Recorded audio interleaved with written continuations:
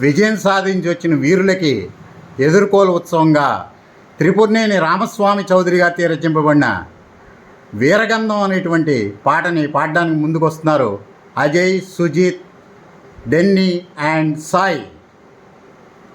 వీరగంధము తెచ్చినారము